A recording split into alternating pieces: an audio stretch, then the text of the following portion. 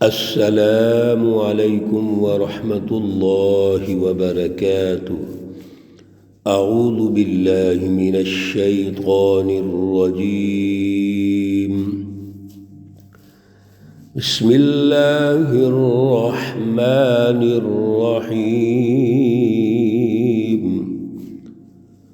وَلَقَدْ آتَيْنَا بَنِي إسرائيل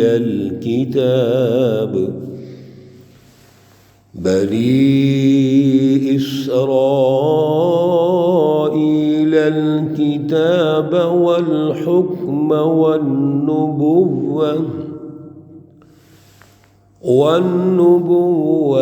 ورزقناهم من الطيبات وفضلناهم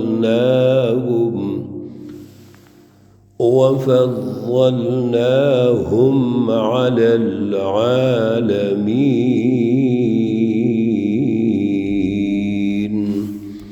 صدق اللہ العلی العظیم۔ اللہم صلی علی سیدنا و مولانا محمد النبی الأمی وعلى آلہ واصحابہ وبارک وسلم وصلی علیہ۔ معزز سامعین و سامعات، پارہ نمبر 25 سورۃ الجاثیہ، آیات مقدسہ نمبر 16 اور 17 ہے۔ اللہ رب العزت ان آیات کا فہم اور شعور عطا فرمائیں اور عمل کی توفیق اور صلاحیت عطا فرمائیں۔ گزشتہ درس میں اللہ رب العزت نے کائنات کی تخلیق اور اس کے بعض اہم عناصر اور کائنات میں بالخصوص آسمان اور زمین اور جو کچھ اس میں ہے، اللہ رب العزت نے ارشاد فرمایا کہ تمام چیزیں لآیات لقوم یتفکرون، اس قوم کے لیے جو غور و فکر کرتی ہے، سوچتی ہے، توجہ کرتی ہے، بہت بڑی نشانیاں ہیں۔ آسمان اور زمین کی جو پیدائش ہے، اللہ رب العزت مسلسل ہماری توجہ دلا رہے ہیں کہ آپ ان پہ غور کریں۔ سورہ مقدسہ کے آغاز میں بھی تھا ان فی السماوات والارض لآیات للمؤمنین۔ میرے عزیزو، اللہ ہمارے اوپر چیزیں ٹھونستے نہیں ہیں۔ ہمیں اللہ نے پیدا کیا، اعلیٰ دماغ دیا، اعلیٰ دل دیا، اور پھر اللہ رب العزت نے غور و فکر کے لیے باقاعدہ سچی تعلیم دی، پورا ماحول دیا، لیکن پھر بھی اگر کوئی توجہ نہ کرے، پھر بھی اللہ رب العزت کا انکار کرے اور اللہ کے سچے نبیوں کا انکار کرے، سچی جماعتوں کا انکار کرے، صراط مستقیم کا انکار کرے، تو کتنی بڑی بد نصیبی ہے۔ اس لیے اللہ رب العزت نے ایک دوسری جو اہم تربیت فرمائی رسول اللہ صلی اللہ علیہ وسلم اور جماعت صحابہ کی، وہ یہ ہے قُل لِّلَّذِينَ آمَنُوا یغفروا للذین لا یرجون ایام اللہ۔ یہ مکی دور جماعت سازی کا دور ہے، مقابلے کا دور نہیں ہے۔ ابھی تو جماعت کی تیاری ہو رہی ہے، لہٰذا اس دور میں ہم نے درگزر کرنا ہے۔ کیوں؟ جماعت کی تشکیل میں دشمن یہ چاہتا ہے کہ ان کو استعمال کر لیا جائے، ان کی طاقت ختم کر دی جائے، وہ مختلف ہتھ کنڈے استعمال کرتا ہے۔ اللہ رب العزت کی تربیت یہ ہے کہ جماعت سازی کے دور میں عدم تشدد کی بنیاد پر خاموشی سے اپنا کام جاری رکھیں، یہ اللہ نے ارشاد فرما دیا۔ آج کے درس میں اللہ رب العزت نے رسول اللہ صلی اللہ علیہ وسلم کو تاریخی طور پر مختصر یہ واقعہ ذکر فرمایا اور سمجھا دیا کہ آپ ذرا پہلے دور کو دیکھیے، تاریخی تناظر میں یہ دیکھیے کہ وَلَقَدْ آتَيْنَا بَنِي إِسْرَائِيلَ الْكِتَابَ، اور البتہ تحقیق ہم نے دی بنی اسرائیل کو الکتاب، ایک کتاب دی، کتاب مقدس تورات، والحکمہ، اور حکومت دی، والنبوت، اور نبوت دی، ورزقناہم من الطیبات، اور ہم نے ان کو پاکیزہ رزق دیا، وفضلناہم، اور ہم نے ان کو عزت دی، فضیلت دی، رتبہ دیا، علی العالمین، تمام جہانوں پر۔ 5 چیزیں اللہ نے بنی اسرائیل کو دی ہیں۔ ایک تو اللہ رب العزت نے کتاب مقدس تورات دی۔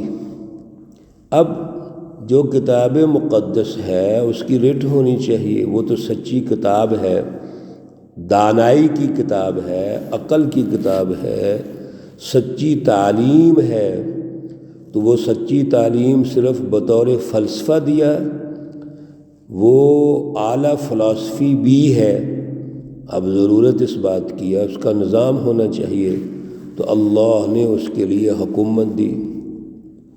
والنبوت، اور پھر اللہ نے آپ کو نبی بنایا، اور نبی بھی موسیٰ علیہ السلام کے بعد اور ہزاروں اللہ کے نبی بنی اسرائیل سے تشریف لائے۔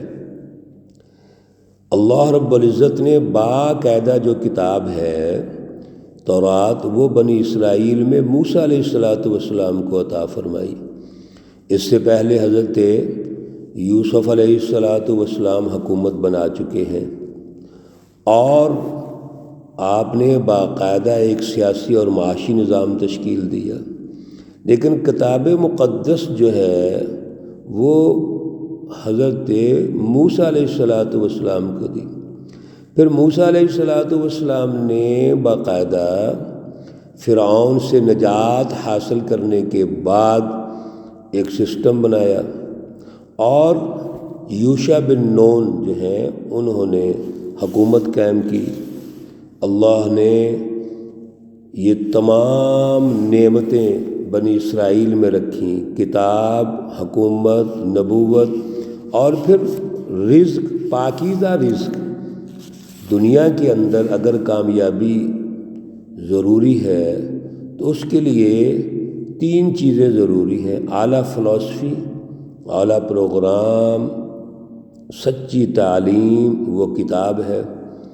اس کے لیے ایک عادلانہ سیاسی نظام، وہ حکومت ہے، اور پھر معاشی خوشحالی، وہ رزق کی فراوانی ہے۔ یہ سب کچھ اللہ نے دیا۔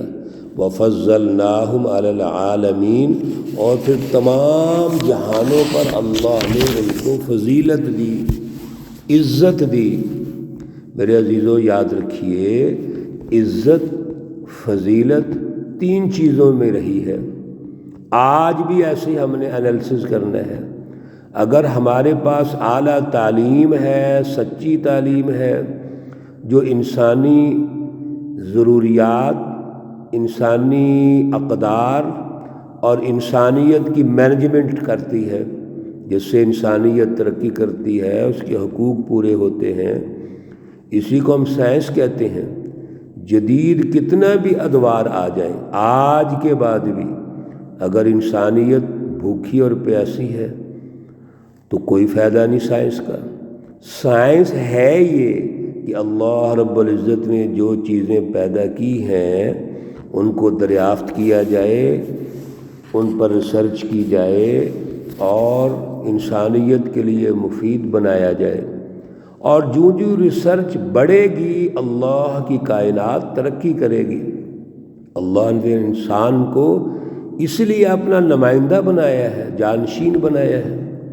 میرے عزیزو، اللہ فرماتے ہیں وَآتَيْنَاهُمْ بَيِّنَاتٍ مِّنَ الْأَمْرِ، ایک اور اہم جو کتاب مقدس تورات دی، سچی تعلیم دی، اس میں کوئی ابہام نہیں رکھا، اور ہم نے ان کو واضح کھلی باتیں دیں کہ آپ نے سچی تعلیم سے حاصل کیا کرنا ہے، کس طرح کا نظام بنانا ہے، کس طرح کی زندگی گزارنی ہے۔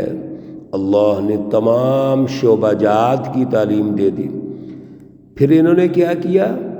فَمَا اخْتَلَفُوا إِلَّا مِن بَعْدِ مَا جَاءَهُمُ الْعِلْمُ، بس انہوں نے اختلاف کر دیا اس کے بعد کہ سچی تعلیم آ گئی۔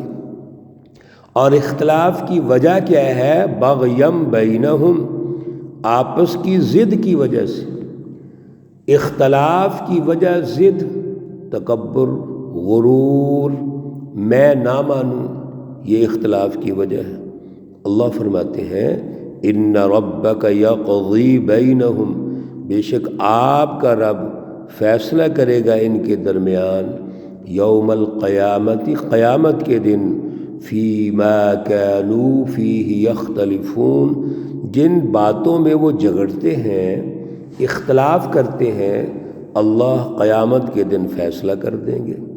میرے عزیزو، یہاں سے بھی یہ بات واضح ہو گئی کہ اللہ کی تعلیم میں کوئی جھگڑا نہیں ہے، اللہ کی تعلیم سچی ہے، اللہ کا راستہ صراط مستقیم ہے، اللہ رب العزت کی تربیت پوری انسانیت کی ترقی کے لیے ہے۔ اللہ رب العزت کے جو انبیاء ہیں، نبوت کا جو اصل ہدف ہے وہ اللہ کے دین کا غلبہ ہے، اس پر ایک سیاسی اور معاشی نظام کی تشکیل ہے۔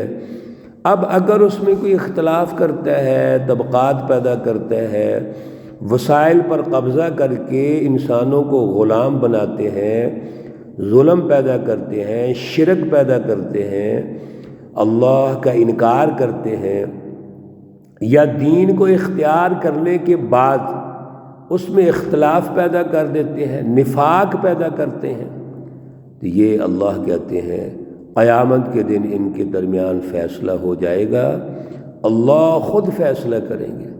اللہ رب العزت ہمیں صراط مستقیم، سچی تعلیم سے وابستہ فرمائے، ہمیں اعلیٰ شعور اور اعلیٰ نظریہ عطا فرمائے، اور سچی تعلیم حاصل کرنے کے بعد انبیاء علیہم السلام کی جو جد و جہد ہے، اللہ رب العزت اس کی توفیق اور صلاحیت عطا فرمائے۔ اللہ رب العزت تمام بیماروں کو شفائے کاملہ عاجلہ مستمرہ عطا فرمائے۔ اللہ رب العزت تمام مرحومین و مرحومات کو جنت الفردوس میں اعلیٰ مقام عطا فرمائے۔ ربنا تقبل منا انك انت السميع العليم وتب علينا انك انت التواب الرحيم، وصلى الله تعالى على النبي الأمي محمد وعلى آله وأصحابه أجمعين برحمتك يا أرحم الراحمين۔ السلام عليكم ورحمة الله وبركاته۔